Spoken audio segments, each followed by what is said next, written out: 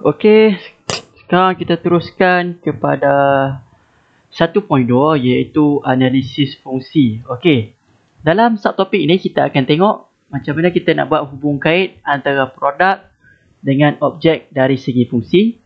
Kemudian kita akan tengok macam mana kita nak lukis sistem fungsi dan kita akan tengok juga macam mana kita nak membina model fungsi menggunakan garisan interaksi. Okey. 1.2.1 iaitu membuat hubung kait antara produk dengan objek dari segi fungsi. Okey. Sekarang ni apa yang awak dapat tengok tentang dua gambar ni? Okey. Soalan dia tanya apakah fungsi bagi produk ni? So, ni adalah satu produk. Yang mana produk ni nama dia apa? Produk ni ialah meja.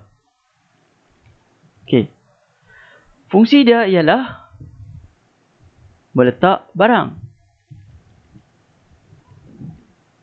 Ataupun kita spesifikkan lagi dengan kita katakan barang sebagai buku lah. Okey. So, buku ni, barang ni kita boleh katakan sebagai objek. Betul tak? Okey. Produk dia meja. Fungsi dia meletak barang. Dan juga objek dia adalah barang tu lah. Okey, kita tengok yang kedua. Yang kedua pula. Okey, ni yang pertama. Ini yang kedua. Sip. Okey, produk yang kedua. Produk ni nama apa ni? Produk ni nama dia cawan. Bukan mangkuk lah, cawan. Okey. Produk ni fungsi dia apa? Fungsi dia ialah untuk kita mengisi air.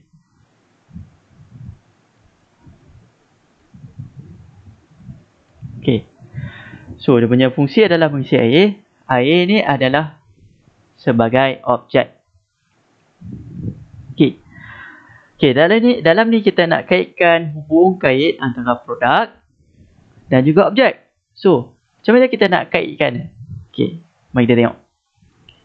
Okey, ini adalah hubung kait antara sesuatu produk dengan objek, iaitu dengan kita membuat rajah seperti inilah, iaitu contoh tadi ialah kita masukkan tadi produk, meja, fungsi dia apa tadi, dan juga objek dia tadi ialah buku. Okey, fungsi ni dia agak keliru, mengelirukan sikit, lagi saya terang. Okey, produk ataupun sistem. Sebab apa sistem? Okey, kita tengok pada definisi produk tu sendirilah. So, produk ni ialah sebuah sistem yang mempunyai satu atau lebih komponen. Okey, dalam produk dia ada komponen. Okey, start lagi kita tengok apakah itu komponen. Okey, kita tengok maksud fungsi pula. Fungsi ialah tindakan sebuah produk untuk merubah objek sasaran. Okey, macam tadi fungsi bagi meja tadi ialah meletak buku. So, dia punya tindakan dia ialah meletak buku.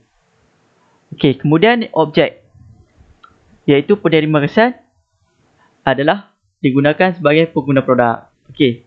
So, macam mana kita nak lukis, nak kaitkan hubungan antara produk dengan objek? Okey, tadi meja. Okey, nak panah. Okay, kita akan tulis fungsi atas dia lah. Buku. So, fungsi dia tadi ialah meletak buku. So, kalau kita letak sini meletak buku, so betul kan meja ni meletak buku? Macam tak kena kan? So, fungsi dia kat sini ialah memegang. Nampak logik sikit kan? Meja ni fungsi dia adalah memegang buku. Sama juga macam tadi cawan. Cawan ni fungsi dia tadi adalah ada punya objek tadi air kan? So, cawan memegang air. So, ni adalah fungsi lah. Okey, kita tengok contoh bagi satu hubung kait antara produk dengan satu objek lah. Okey, yang tadi contoh meja dengan cawan, kemudian tengok. Okey, tengok yang ketiga pula, itu klip. Fungsi dia ialah memegang kertas. Kereta, kini lain sikit. Kereta punya fungsi ialah mengangkut manusia. Okey, ni adalah contoh lah hubung kait antara produk dengan satu objek dari segi fungsi. Okey, kenapa perlu kepada analisis fungsi? Okey, sebab apa perlu? Tujuan dia ialah untuk membantu mengenal pasti sistem yang ada pada produk. Okey, sebab apa? Sebab bila kita melakukan satu analisis fungsi, kita boleh tahu setiap komponen yang ada yang melengkapkan suatu produk yang telah dinyatakan. Okey. Jika terdapat komponen yang pincang, maka fungsi produk itu akan terjejas. Okey, bila kita dah buat satu analisis fungsi, bila kita tengok suatu komponen tu, fungsi dah kita dah tengok satu fungsi komponen kan. Bila kita dah tahu komponen tu yang mana yang rosak, kita tahulah apa masalah yang bila kita dapat daripada melakukan analisis fungsi. Okey, 1.2.2. Okey. Dalam ni kita akan tengok macam mana kita nak lukis sistem fungsi. Okey. Sebelum tu, dalam produk, definisi produk ni ialah sistem yang mempunyai satu atau lebih komponen kan. Okey. Mari kita tengok produk ni pula. Produk ni meja. Okey. Dalam meja, kita ada skru. Betul tak? Kita ada kaki meja. Kita ada muka meja. Dan juga lantai. So, apa yang disenaraikan ni ialah komponen bagi suatu produk. Dapat tak? Okey. Okey, ini adalah fungsi bagi suatu produk. Okey. Sekarang, bila kita dah senaraikan komponen, kita boleh tengok fungsi komponen pula. Ini adalah fungsi produk. Fungsi besar. Produk besar. Komponen dia kecil. So, ini adalah fungsi komponen. Okey. Sekarang, muka meja ni dia punya fungsi adalah untuk memegang buku. Kaki meja pula adalah memegang muka meja. Skru memegang kaki meja ataupun muka meja. Dan juga lantai memegang kaki meja. Logik tak? Okay, lantai dia pegang kaki. Kaki pegang muka. Skru dulu. Skru dia pegang kaki dan juga muka meja. Kaki pegang muka meja. So, muka meja dia pegang buku. Ni buku lah. Comel buku tu. Lawa. Okey. Okey, mari kita tengok apakah maksud komponen tu. Okey, kita tengok maksud dia. Bahagian kecil yang berfungsi bagi menyokong sesuatu produk. Okey, maksud fungsi komponen pula ialah melaksanakan tugas yang tertentu bagi melengkapkan sistem fungsi. Okey, sekarang kita baru senaraikan fungsi komponen. Kita tak lukis lagi. Ini adalah fungsi komponen. Okey, lepas kita dah senaraikan fungsi komponen, barulah kita boleh lukis model fungsi. Okey, ini adalah contoh bagi lukisan model fungsi lah. Okey, sekarang tadi kita dah senaraikan fungsi komponen kan. Okey, sekarang kita boleh lukis. Okey, sekarang daripada lantai, fungsi dia memegang kaki meja.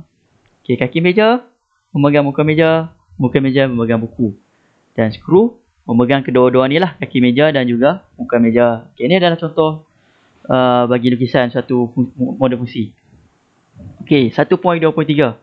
Okey, membina model fungsi menggunakan garisan interaksi. Okey, ini adalah garisan interaksi. Okey. Kamu kena bagi perhatian sikit lah dekat sini. Sebab yang ni adalah bahagian yang paling penting bagi kita untuk melukis suatu model fungsi lah. Sebab dia memerlukan anak panah ni lah. Sebab setiap anak panah ni, dia mempunyai maksud tersendiri. Okey, mari kita tengok yang pertama. Okay, anak pertama ni adalah anak panah yang biasa lah. Dia biasa tak ada garis titik-titik, tak ada tebal, tak ada ni lah, macam rombak-rombak begini. So dia adalah anak panah yang biasa. Okay, apakah maksud anak panah yang biasa ni? Iaitu dia adalah berguna. Dia ni lah fungsi dia normal. Kalau contoh tadi skru, dia memegang kaki meja, mana kata dia just nice lah untuk berfungsi secara okey. Secara normal. Okay, yang kedua pula, garis putus-putus ni. Garis putus-putus ni maksud dia berguna tapi tak cukup. Okay, macam tadi skru. Macam tadi kaki meja kan. Okay, kaki meja. Dia ada, sepatutnya satu kaki meja dia perlu ada 3 skru. Tup-tup, satu skru hilang. So, dia punya fungsi tak cukup lah kat situ. So, dia punya fungsi kurang. So, sebab tu dia letak garis titik-titik. Okay, yang ketiga dah ialah dia berguna tapi dia berlebihan. Okey, macam tadi kaki meja perlu 3 skru saja. Sekarang ada 4 ataupun 5 skru. So dia lebih kat situ. Fungsi dah jadi lebih lah. So akan berlaku pembaziran lah. So sebab tu kita letak garis yang lebih tebal untuk nak panah ni. Okey, yang keempat adalah garis berombak. Yang mana garis ni adalah bermasalah. Iaitu dia akan memberi masalah kepada satu produk ataupun satu sistem tu lah. Satu sistem ataupun produk. Okey. Mari kita tengok contoh dah. Okey, ni adalah lukisan tadi kan. Lukisan model fungsi. Okey. So, lantai ni dia berguna kepada kaki meja. Kaki meja berguna kepada muka meja. Muka meja berguna pada buku. Skru berguna kepada kaki meja. Dan juga berguna untuk muka meja. Ni fungsi dia, maksudnya fungsi dia lengkap lah. Dia tak ada cacat ataupun terkurang ataupun terlebih lah.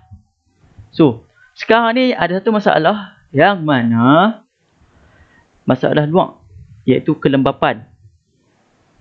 Dia memberi masalah, nampak tak? Dia memberi masalah kepada skru.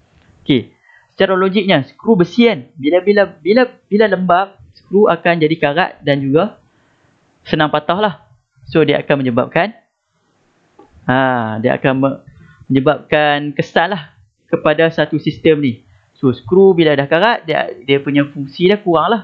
So akan ada garis titik-titik sini, garis titik-titik sini. So akan menyebabkan kaki meja kurang stabil sebab kurang skru. Bila kaki meja kurang stabil, dia punya fungsi kepada muka meja akan ada kesan. So punya fungsi dia akan berkurang. Muka meja pun akan tidak stabil juga. Dia tak dapat megang buku dengan secara efektif.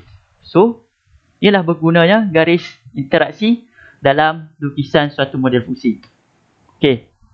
Analisis berantai, punca dan kesan. Okey, tujuan dia ialah untuk memahami dan mengesahkan rantaian punca dan kesan bagi suatu masalah. Okey. Mari kita tengok jenis halangan dan juga contoh halangan. Okey. Jenis halangan ada 3. Yang pertama ialah semula jadi, iaitu panas, hujan dan juga kelembapan. Jenis halangan tadi macam tadi lah, halangan tadi yang lembab tadi, bila berlaku lembab dia akan menyebabkan skru karat, dan bila karat mana kata skru tu mudah patah lah, dan juga menyebabkan satu sistem tu kurang skru, akan menyebabkan sistem tu ganggu. Okey, ni yang tadi kita tengok lah, dia sebabkan masalah semula jadi. Okey, yang kedua ialah masalah sains dan juga fizik, iaitu disebabkan momentum dan juga graviti. Mungkin disebabkan meja tu dia terjatuh sebab ada momentum yang terkena pada meja tu. Okey, yang ketiganya ialah sifat asas objek, iaitu disebabkan kebolehan manusia. Kebolehan manusia ni macam mana? Okey, macam contohnya seorang pelajar, dia berjalan, dia tersepak kaki meja. Sebab tu lah kita katakan sebagai kebolehan manusia. Jadi tersepak kaki meja pun patah.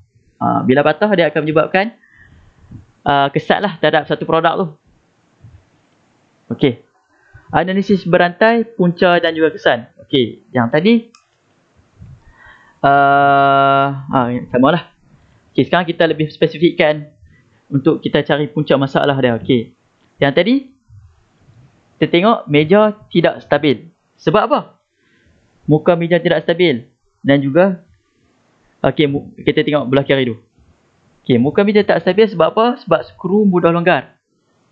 Dan disebabkan skru berkarat, disebabkan oleh kelembapan. Okey, kita tengok sebelah kanan pula. Sebab apa meja tak stabil? Sebab kaki meja tidak stabil.